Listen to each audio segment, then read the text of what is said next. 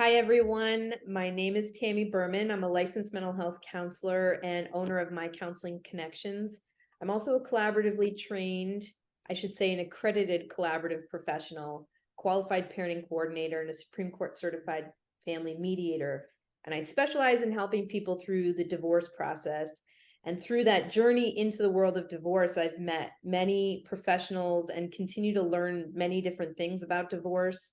And it really is this vast sea with so much detailed information that needs to be known and understood for what might be a very short period of time, but to help families navigate through it. My interest today is to bring on Dr. Ana Silva. I'm going to ask you to introduce yourself in a second. I'll just say that I had the privilege of meeting and working with Ana on two different cases in two different capacities. I was the child therapist or the teen therapist for two clients, my clients, that you were the reunification therapist on, right? Yes. Yes. And then another case that I was hired on with Ana as a qualified parenting coordinator to determine one specific aspect or to help facilitate the agreement of one specific aspect on the case.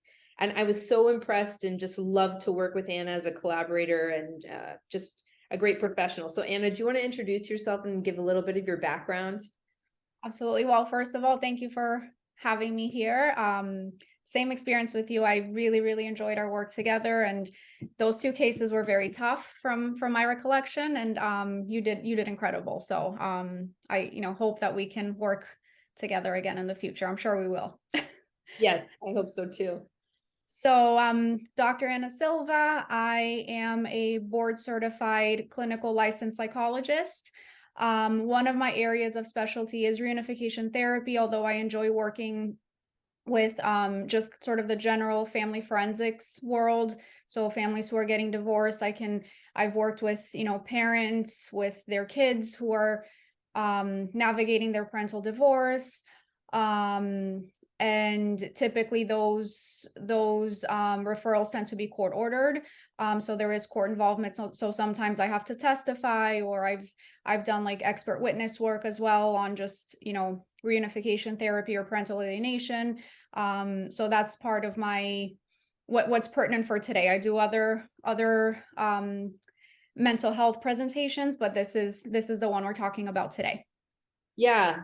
Um, and that's why I invited you on for sure, is because in this arena of divorce, people get caught up into little corners where they need really specialized support to address different things going on. And the exposure, the understanding of the general public of these niche specialties is it's got to be very limited. I mean, I think the mental health community that I know, I'm very connected and interact a lot across the board, like in Facebook groups and stuff like that. And even in the mental health community, where these level of education is master's degrees and PhDs, many of the people don't know what a reunification therapist is, what a reunification therapist does. So to that end, and for the sake of this conversation, can you describe, like, what is a reunification therapist? Sure. So, reunification therapists are usually called upon when there is a rupture in the relationship between a minor and a parent, and that can be for a lot of different reasons. The ones that I see most common, just because they reach that level, and because I work with the more high conflict divorce cases, tends to be more surrounding parental alienation. So that's when one parent sort of puts the child against the other parent, and that's what causes the rupture in the relationship. So as a reunification therapist, my role is to reunify that child with the parent. And just for ease of communication and terms, I'm going to refer to the rejected parent and the favored parent. So the favored parent is the one that typically engages in the alienation. That's the parent that the minor prefers, they're more aligned with. And the rejected parent is the one I'm trying to reunify the child with. But it's a very complex process. So I'm not just working with the child and the rejected parent. The favorite parent also plays a role, because there's going to be some some fundamental changes that they're going to have to work on in order to facilitate and encourage the relationship between their child and their ex-spouse. It's very, very, very complex in a lot of different ways, and we'll get into them, I'm sure. Yes, we will. And is most of the cases that you get called on to where there is parental alienation, like is that the trigger point that people reach out for your services, or is there other reasons that you might get called on to do reunification? So I think in my work so far, most of them have been because of parental alienation. There have been a few cases where it's more about, kind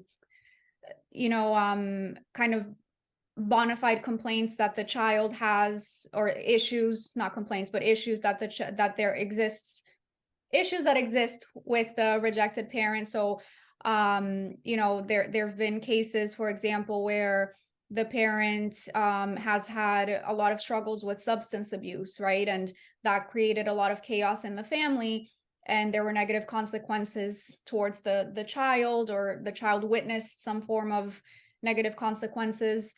So in that case, it's not one parent pinning the child against the other parent. There's valid reasons for the rejection of the rejected parent. Sometimes I've worked on a case many years ago where the father was not living in this country, and when he finally moved here, he wanted to connect with their child. So they had never actually met their child. And the child was already, I want to say, like 9 or 10. So it required a little bit of, therapeutic finesse to introduce them, because there was a lot of fear, a lot of anxiety. The mom didn't really know, the father of her child that well. So she was having some, fears, and understandably. So sometimes it's not alienation, but like I said, I think because I tend to work with sort of that like upper 3% of high conflict divorce cases, it tends to be parental alienation in my personal career. Right. Right, because that makes sense just based on the work that you've done, the relationships you've built in the legal community. They already know you, so they look to you, so you therefore get more of those cases. Maybe that's not to say that there are cases where, and I don't know if there are cases where people are looking for some support on, they might not call it reunification, but just to help to work on the relationship by voluntarily asking for some help because there's this issue going on, right? Yeah, I think I've done one or two cases that were more voluntary. Um, and I think if it's going to be to the level of parental alienation, it definitely helps for it to be court ordered, because then there's a higher power, so to speak, that is you know kind of making this happen, right? Like making every family member cooperate and participate. If it's voluntary, as soon as maybe I, as the reunification therapist, makes a recommendation or points something out that one of the parents doesn't want to hear, they're just going to drop out, right? There's nothing holding them accountable. So if it's getting to that level, it helps that it's not voluntary, so court ordered. Right. And when you say that you include everybody in the system, which makes sense, it's not just the rejected parent, but it's also the favored parent. So well, I guess I could ask for both, but I was thinking in this moment to ask you about the favored parent, like how, they're sitting pretty comfortable in their position. They have no problem. They've got a great relationship with their kids.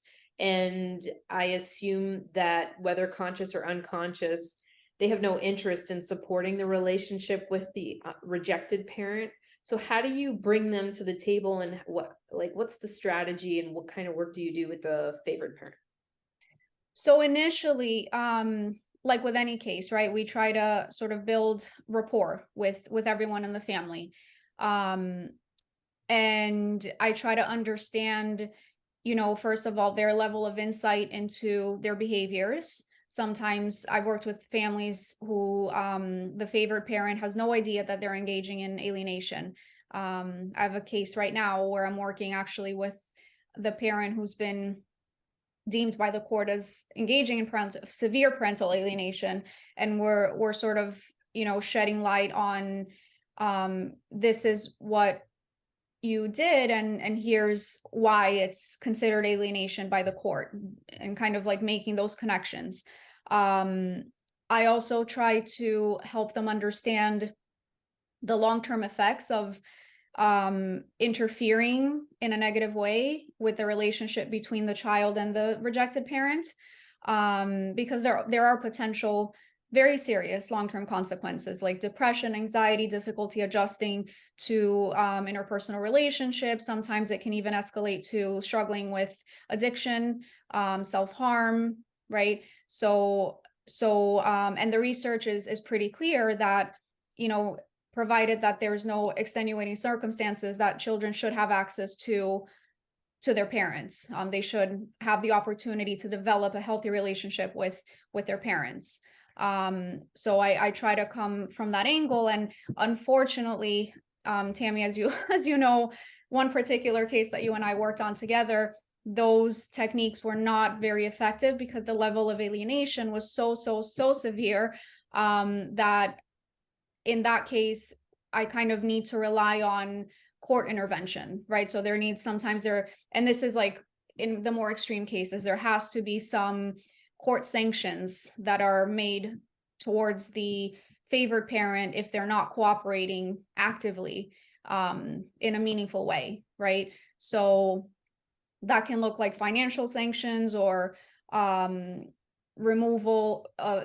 removal of custody, or permanent changes of custody. But that's up for the courts to decide. I'm not making recommendations about that, but if we attempt reunification and it's not successful, then that's what I would report back to the court, and then they would sort of take it from there. Got it. So you present the information in terms of what you're doing, your treatment intervention, and what the outcome is at whatever point that you're brought into the hearing, and then it's up to the judge to make a determination based on that if they're going to do any intervention by the court. Exactly, yeah. And there's a few programs that are sort of like higher level of care reunification, like family bridges, turning points for families. So sometimes the courts will order families to go through those programs, and those programs require a temporary custody reversal for 90 days, where that child can't have any contact with the favored parent, because what the research shows is that in these severe cases of alienation, when you remove the parent who's engaging in parental alienation and give that child an opportunity to bond with the rejected parent, a lot of the alleged concerns sort of dissolve, and they're able to engage with the rejected parent in a very safe and meaningful way. And so sometimes it unfortunately requires that level of intervention from the court. Wow, yeah, that makes sense. Which is what happened in that one case you and I worked together. And yeah, was that a temporary reversal or was it a permanent? It was a temporary. I see. it was, yeah. And in that period, typically um the court will order the favored parent to engage in some sort of individual therapy, so they can correct some of the behaviors that were considered alienation, and give them a chance to kind of rethink their approach to co-parenting, and even parenting their own child in light of this other parent that their child is developing a relationship with. Right. Wow. Yeah. I mean, it can be so sad and so intense. Those cases, you really see how the trajectory, like these child's lives are hanging in the balance, and you could totally see the direction of one way or the other. Like in that case, I mean, what we saw in terms of the kids and how they were doing in one direction, and then what an amazing change. Oh What's yeah. an amazing and incredible change in another direction. It makes it so clear, like how vulnerable children are, to them at the mercy and hopefully in a good way of their parents, when their parents have good judgment and ability and insight. In this case, it was really a unique and extreme circumstance for Yeah, us. that was probably one of the more severe cases that I've worked on. It was extremely challenging. But it was also very rewarding to see. And I remember the day where the custody reversed, because I got to meet with the rejected parent in that family was a father. So I got to meet with the father and the children the day after they were reunited because of that reversal of custody. And I remember, the kids were hugging dad and asking him to take them to the store to get some like art supplies and makeup supplies and things like that, and making plans for the weekend. It was, and before that they were voicing all sorts of concerns that they were sort of parroting what mom was saying, but they had no experience, no negative experience with their father. It was all this narrative, right, that they adopted from that mother. So it was really rewarding to see them reconnect, and it was really, really positive. I mean, the kids in that case ended up like doing better in school. They made friends. They were just, thriving in so many ways. So that's why I do this. Right. Yeah, absolutely. I was just in listening to, I was thinking about, I mean, I don't know how much you do, like how many years have you been doing this for? Just curious now that I'm not even saying it. Let me see. Probably since 2014 is when I started. So do you see any kind of, now in this small like court ordered, where there's parental alienation, do you see any patterns or trends in terms of the factors that contribute to alienating behavior? I do. So a lot of the times in these cases, the favorite, well, yes, I'm gonna speak just about the favorite parents for a minute, but I do see that they are often diagnosed with personality disorders, specifically cluster B personality disorders, which are narcissistic, histrionic, borderline, or antisocial. So there's either a clear diagnosis or a mix of presentation. But and I mean, those disorders kind of fundamentally make it very difficult to engage and maintain relationships in a healthy, meaningful way. So now you add the factor of divorce, which already makes things very contentious and very delicate. So it just kind of aggravates things. And I think at the root of it, there's a lot of just fear that parent has of having their kids not choose them, right? So this loyalty bind is created where it kind of forces the child to pick the favorite parent. And some parents will be vulnerable enough to see that, and others will deny it vehemently. So that's the challenge. Yeah. And what about trauma? What do you like on its own trauma versus trauma that's lending itself to features of a personality disorder, cluster B? I see both. I mean, I'm going to refer back to that one case we worked together. Though it was both of those were present, right? Like the mom had a very significant history of trauma in her past before her marriage to this father. And she also had these traits, right? These personality disorder. I forget what her exact diagnosis was, but I do remember it was personality disorder based. So it was a combination of everything. And yeah, and their divorce was just very contentious, right? There was a very severe history between them. Yeah. So what about with reunification? If you don't get full reversal, which on a temporary basis, which would be in an extreme case, what's the kind of therapeutic work and strategy approach that you take with the rejected parent working with the kids, helping that? Like, how do you help the kids? How do you help the rejected parent in getting to a solid place? So, every case is different, and I try to keep that in mind when I work with these parents, because it really depends on what the allegations are, the concerns are.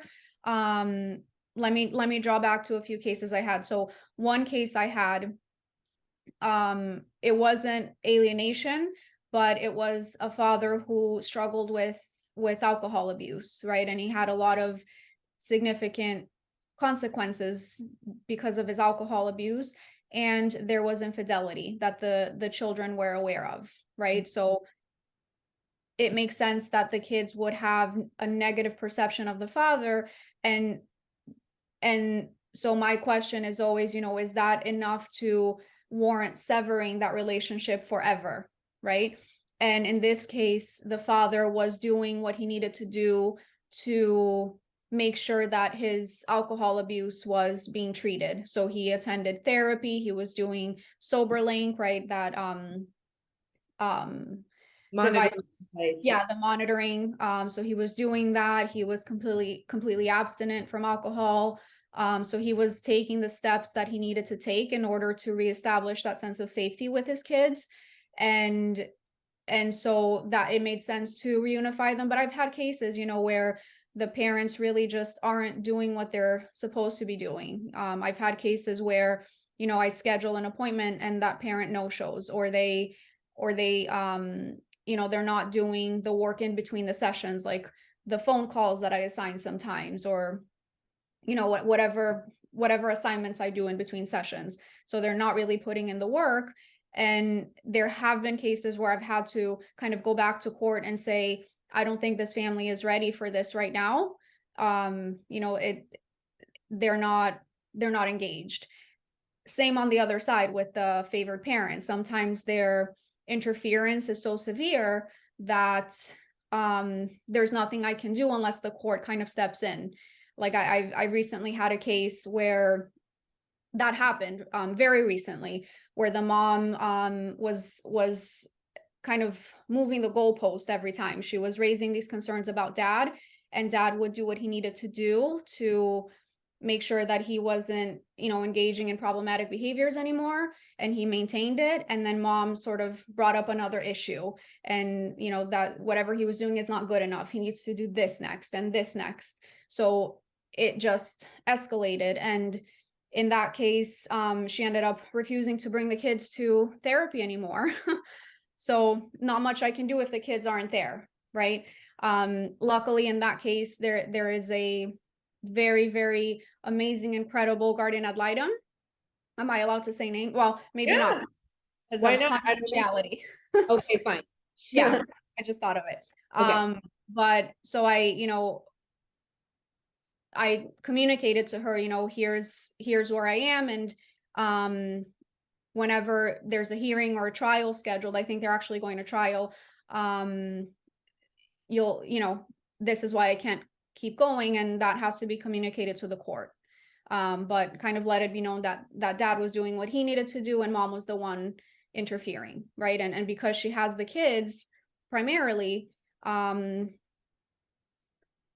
she kind of has the upper hand in that sense. So if she's not cooperating, there's sometimes our hands are tied as a reunification therapist.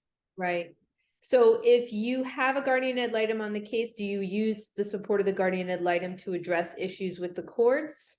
Or are you, whether you use them or not, you'll still you'll do it on your own if you need to? How does that work? So the issue of guardian ad litem, it's interesting. I've been very fortunate that I've worked with guardians who are very aware and knowledgeable about parental alienation. It's less helpful when they're not, because on the surface, parental alienation can look very differently than what it is. People engaging in alienation can be very convincing sometimes and make it seem like it's really the other parent who's problematic. But again, the question is, whatever the issues are, does it warrant this severing of the relationship with the parent forever, right? That's always the question I have in my mind. So like in situations of abuse, right? If there's a history of sexual abuse between parent and child, yeah, that might be safer, right? Might be safer for that child to not have any contact with that parent because abuse, right?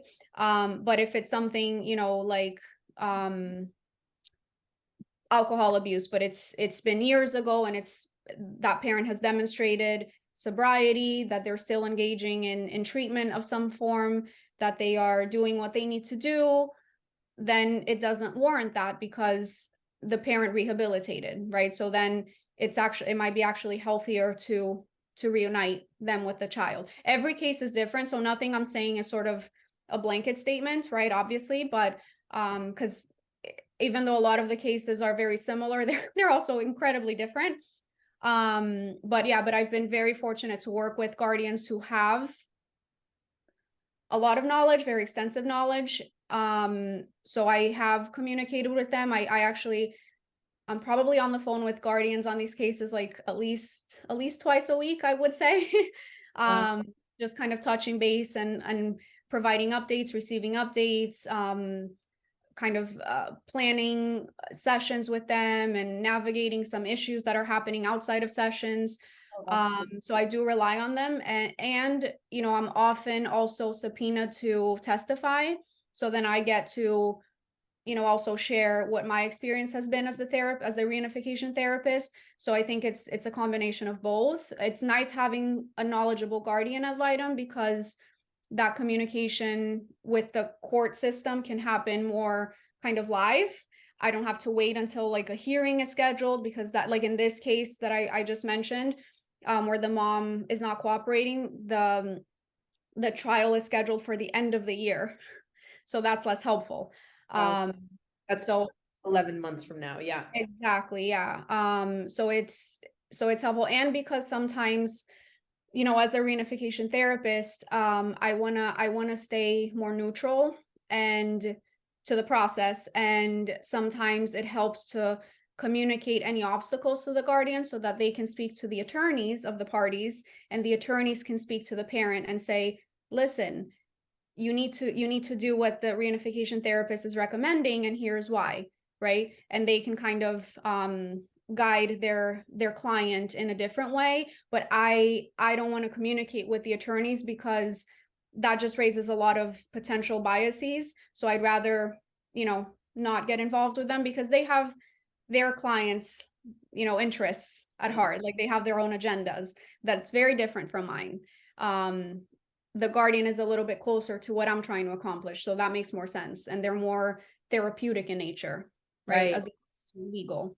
So for the sake of this conversation and whoever might be watching this video, what is as best as you can, how would you, not from a legal standpoint, you're not an attorney, but how would you distinguish a guardian ad litem's role, their objective, from a reunification therapist's role?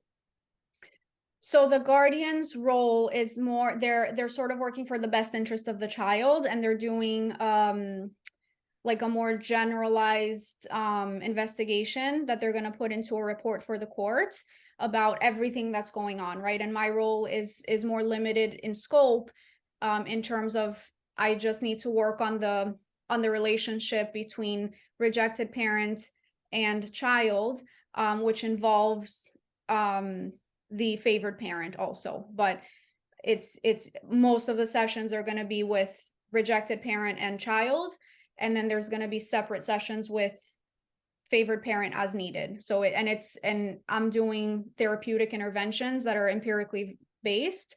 The guardian is not doing any interventions. They're just sort of gathering data so they can compile it into a report and make continuous and final recommendations to the court regarding whatever they think, you know, is going to be helpful to that family. Do you make recommendations to the guardian ad litem for the sake of helping the system around parental alienation, like to fix that system? Yeah. I can't make recommendations in terms of time sharing. So I can't say, you know, I think this child should be with mom or dad, or, you know, 50% here, 50% there. I can't say that, but I can certainly raise concerns and say, you know, mom is engaging in X, Y, and Z behavior, and this could be problematic for the whole system, and here's why. You know, and the guardian will present that information, and then they're going to make a recommendation to the court, and then the judge is ultimately going to decide. Got it. Wow. That's awesome. So you stay away from interacting with attorneys for the sake of it creates a lack of neutrality in a way, or at least perceived neutrality, and you have a limited scope in terms of your objective and your role. How do you know when your objective is achieved? You know, like what do you use criteria that's research based in terms of when reunification has been achieved? So, like with anything in our field, it depends. There have been cases where my metric that I used was, did we go back to what is prescribed in the parenting plan, right? So there was a case where I was working, it was three kids, and I forget what the parenting plan said. I think it was 40/60, and the kids were engaging in that at some point in time, and then it got ruptured.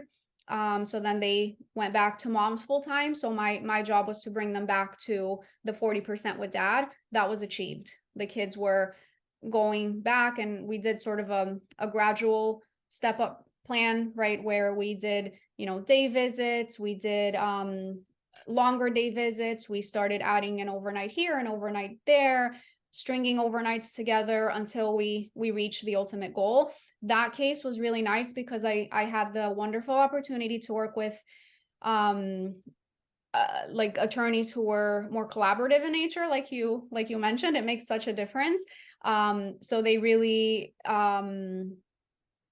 they really kind of understood the what was at stake, right? That it's not having mom win or dad win. It's like the kids, their lives, their well-being, right? So they got that, so that made it easier. There are other cases, I think particularly with older teens, where they're like 16, 17, they have their opinions formed.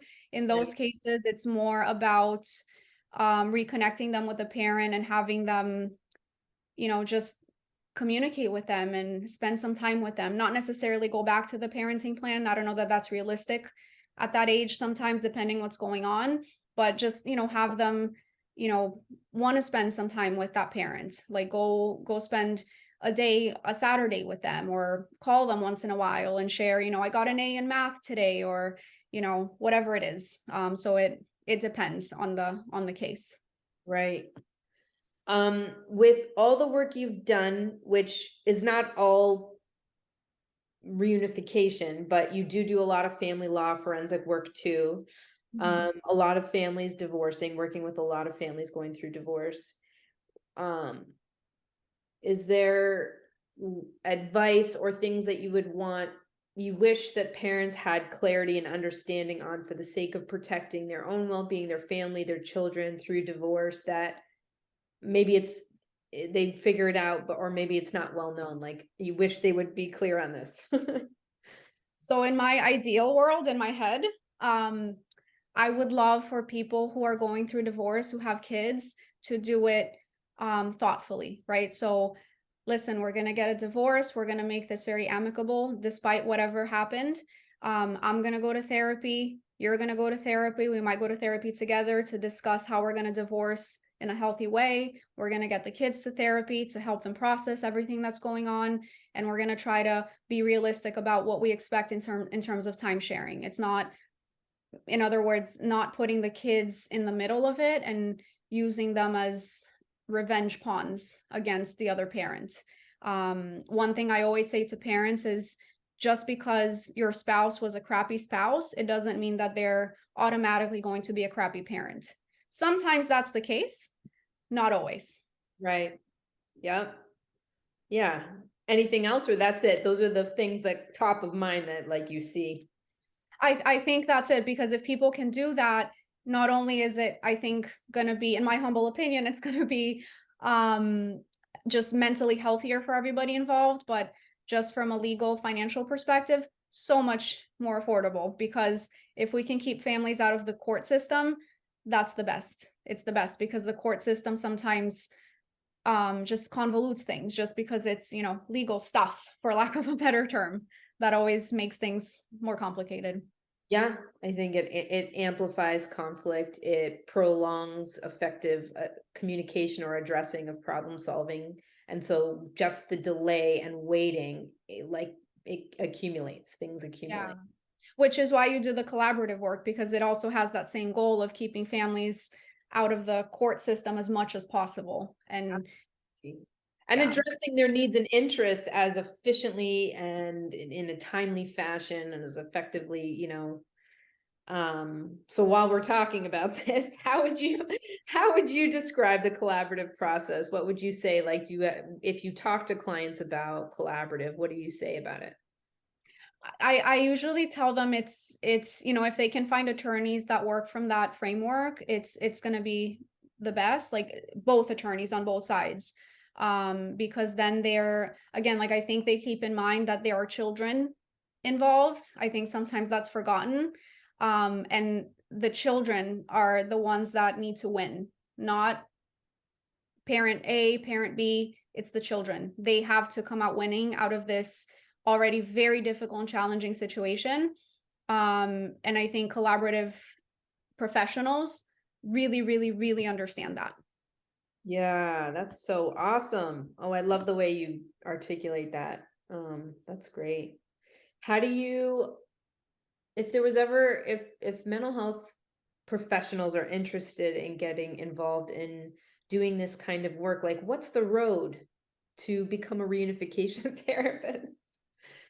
Um, Reading a lot of books, finding a few mentors that you really trust and are willing to train you and troubleshoot with you, because like I said earlier, every case is so different. There's always these random wrenches that get thrown around, and like when you think you've seen it all, you haven't. You you get a new wrench and you're like, oh, this is new.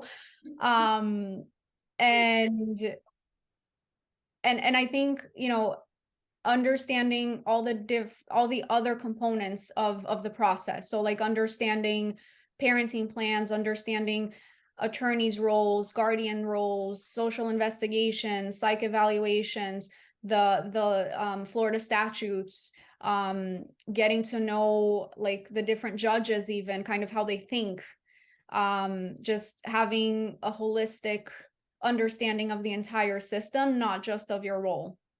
Yeah. And in regards to your experience as a reunification therapist, have you ever had the experience where there's been therapists on the case working with whether the children or the parents, and in whatever way they've been like an obstacle? I mean, has that ever happened where, like I found, I can't give you specifics, but in my experience, like through the years that I've been doing therapy and then more specializing in divorce, there's been times where I have witnessed, whether by my own involvement in a case or hearing of other cases, like therapists that how whatever advice or work they're doing is somehow to the detriment, like it's having a negative impact in the problem solving approach, like whatever's going on. So I'm just wondering if you've ever seen anything or experienced anything like that. I absolutely have. In fact, the research in parental alienation specifically corroborates that. It says that for kids undergoing reunification therapy, individual therapy is oftentimes contraindicated because it directly clashes with the goals of reunification therapy, and it can reinforce the favored parents' alienation behaviors. So what I usually, and before I say that, and on the other hand, I've also worked with individual therapists, as myself being their reunification therapist, who those therapists have knowledge of reunification, family law, and in that case it helps, and parental alienation. And in that case it helps because they are going to hear the information in a different way than somebody without the expertise will hear it. Not, I'm not putting down, people who don't have the expertise, but Yeah. I mean, it like I don't have expertise in a lot of things, so I'm gonna hear it differently than someone who does, right? Yeah, absolutely. Um, so Yeah. I think when I always when I talk about these cases, I say, whoever is involved, they have to have this very, very, very specific knowledge and training. Otherwise, it can definitely get in the way and to the detriment of the process. Do you, so if you are on a case and you know that any one of the members of the family in the system is seeing an individual therapist, will you, like, what's your approach? Will you recommend that they stop that and work with specific therapists? Will you try to bring those therapists into the fold so that you can coordinate care and see if they can become an ally to your objective? Like, how do you approach that? So I always try to go like from the less disruptive approach and then build it up, right? So I usually start by, because one thing I also do as a reunification therapist is I have specific wording that I like to be included in the motions that are assigning me as the reunification therapist. Um, and in that language, I include that families sort of have to give me releases of information so I can communicate with whoever's involved. So I usually start by reaching out to that professional and kind of explaining to them what's going on, what my role is. I, inquire about what sort of work they've done, try to get a sense of what their perspective is. I also try to get a sense if they reviewed um relevant documentation from the court, like if there's evaluations that have been done, or collaterals that professional collaterals or things of the sorts, if they have reviewed that, because in the forensic world, you can't just take one person's word. You have to kind of read everything. Right. So I try to get a sense of that, and if I get a sense that they haven't, and they're just sort of working with that person one on one, and all the information they have is being filtered through that person's perspective, I try to gently let them know, there are these documents available. It might be helpful for you to review them, and if it's really really getting in the way, I might let the guardian know sometimes that I'm having a bit of an obstacle here. Sometimes I have a few cases right now where they're court order cases. I'm working with the parents, not in reunification, just individual therapy, but a couple of those adults were working with therapists before me who really didn't understand or have the expertise in family forensics. So the guardian had them stop seeing those therapists to come work with me because I kind of have that knowledge, not kind of, I have that knowledge. Um, and it's been helpful, right? So I can't necessarily tell someone, you have to stop seeing that therapist, but I can let, the guardian know. And one thing that I've discovered over the years of doing this work is that it really helps to have a guardian on the case. It really does. Because they back you up and they really reinforce any of your interventions, probably in more real time than waiting for a hearing, like to be heard by the judge to provide an intervention. I mean, you Yeah. have a court hearing on a case in December of the end of this year, so that to address something I know that they're so backed up and it takes so long to really address stuff. So that makes sense. Yeah, and they might have knowledge through their investigation, that it's helpful when they provide it to me so I can guide my treatment in consideration of that information, right? Without that information, it's a little bit harder. So I think nowadays I'm kind of gearing more towards working on cases that have a guardian. It's more helpful to the families. The results can be more direct because things, like you said, are being addressed, on a more frequent basis. Yeah, that's great. Um, hmm. What, in your opinion, does failure look like as a reunification therapist? What would you say are the things that maybe were painful lessons or things that were upsetting that didn't work out the way you hoped? As a lesson to be learned. Yeah, I think the cases I struggle with the most is when I can see the rejected parent putting in the work to redeem themselves for whatever past issues happened, or if there weren't any past issues, if it's sort of all being fabricated through alienation, um, that they lose hope in the process because the favored parent is really interfering. Yeah, Um, and and time for and them. yeah, and I think, one thing that I see often is these cases that come to me, it's families who usually have been in the system for many years. It's families who consistently share with me that they've already spent $300,000, $400,000 on this. Wow. One parent. Wow. So by the time they get to me, they've already accrued all this debt. They've burned through every single savings, investment accounts, everything that they had, college funds. and it's like their last shot, and then they feel like it's not going in the right direction because of the interference, and they lose hope and they say, I can't do this anymore. It's taking a toll on me. It's financially, I can't do it.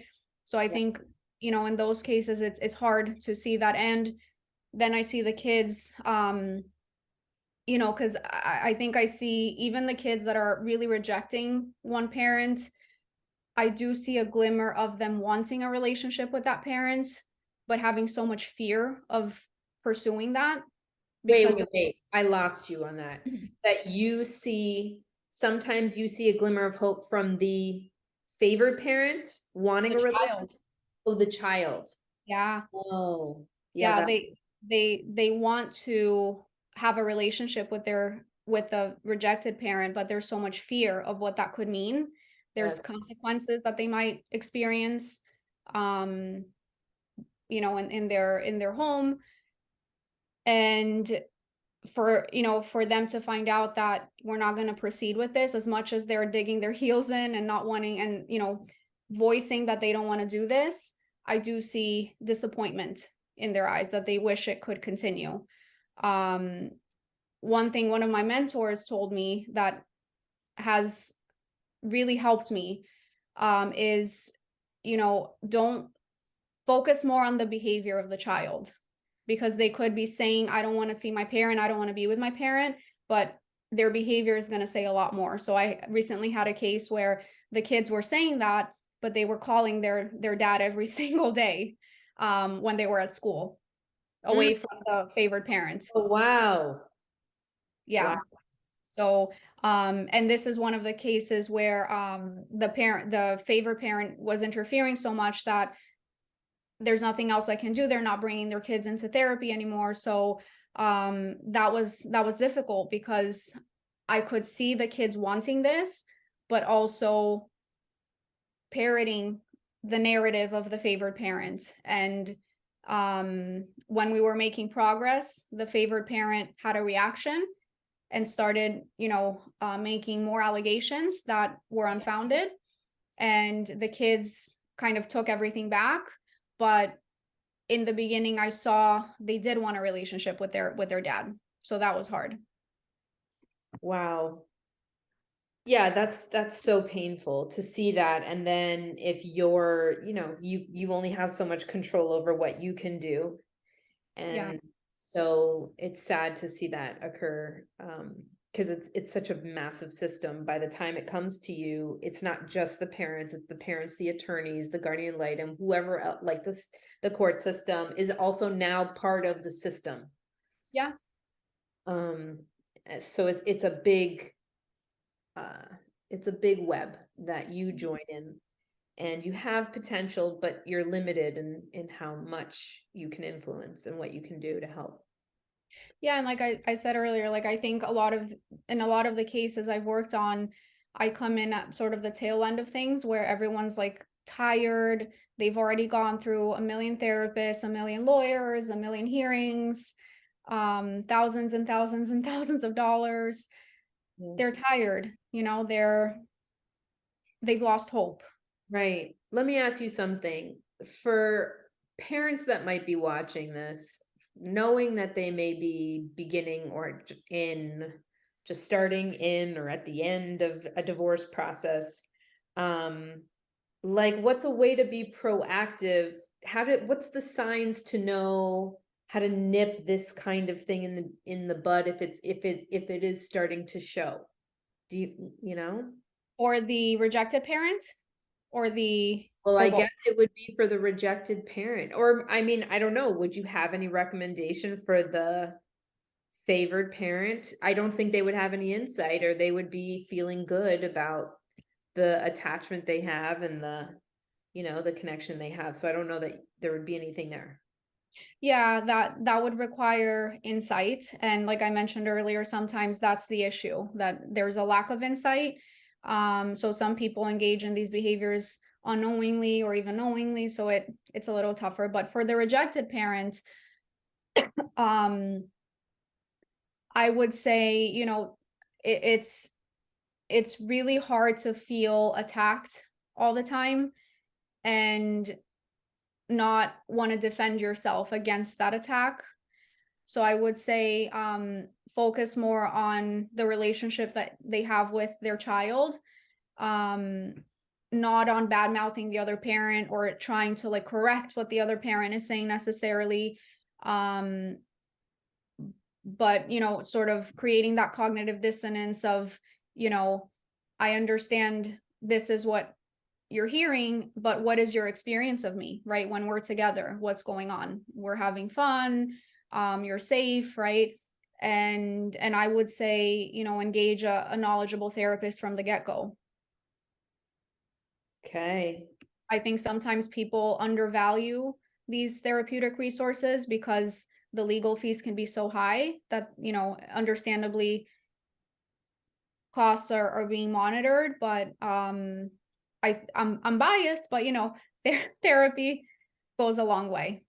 So, but if you are recommending, so to say, to focus on the relationship of the child, to acknowledge that I understand this is what you're hearing, but how are you experiencing our relationship? Like to help to highlight and create a level of cognitive dissonance. Like, are you like, how are we together in reality versus what the narrative you're hearing? So help to just focus on the relationship and having positive, healthy, good experiences. And you said to engage a therapist when that parent, the rejected parent, is starting to experience being the bad guy or girl or whatever, that they should engage a therapist. But what kind of therapist and for who? Like to do what? I would say either like a family therapist, a reunification therapist, an individual therapist for the child. Um, and I would even say involving attorneys at that point, right? Because some of these issues need to be addressed in a more direct way, right? Like making sure that the favored parent is following what they need to be following, right? And they're doing what they need to be doing. So sometimes that is necessary, right? Yeah. To have someone with a little bit more legal power telling you, hey, you have to drive your kid to dad's house or mom's house or whoever the caregiver's house is. Yeah. That's great. So I think that the sign for a parent to know when would they maybe need a reunification therapist is when their children are starting to pull away from them, like they're hearing negative feedback about them as a person from their child, and or their child is also starting to be reluctant to want to do whatever was agreed upon in the parenting plan in terms of sharing time, visiting, hanging out. That's already the beginning signs of Yeah. getting people involved to help support. Yeah. I don't want to be here. I'm not going to your house. I don't want to sleep over. Those kinds of things, because that's the beginning of potentially not spending any time with that parent. Yeah. Yeah. Wow.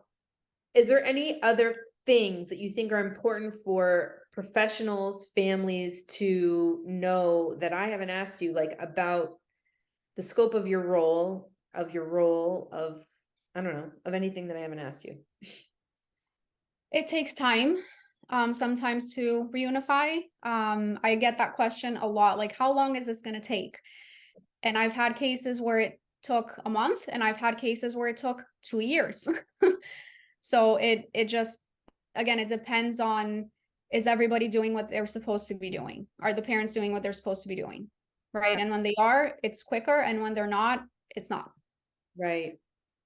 And back to the previous question, the reunification therapist should be for the children and perhaps attorneys to help enforce the parenting plan and make sure that the favored parent is doing what they're doing. Yeah, absolutely. I mean, I always kind of monitor and assess, if reunification is still viable. Like if a parent engages in something very problematic, that again, my question that I always have in my mind, right? Like, is this reason enough to sever the relationship forever? Sometimes, yes, parents engage in that. Right. So in that case, I might write, like I had a case, when was it? It was during the pandemic where the dad just, he wasn't ready. He was not ready. He was the rejected parent, but he was not ready. There were a lot of unaddressed mental health issues going on. There was a lot of aggression, violence. I didn't feel safe putting those kids in the same room as him. Got it. So in that case, I had to tell the guardian, I can't, I'm not moving forward, right? So always assessing for, is this still safe, right? And that's going to largely depend on if the parents are doing what they're supposed to be doing, which my biggest advice is please do, because there's kids involved. Yeah.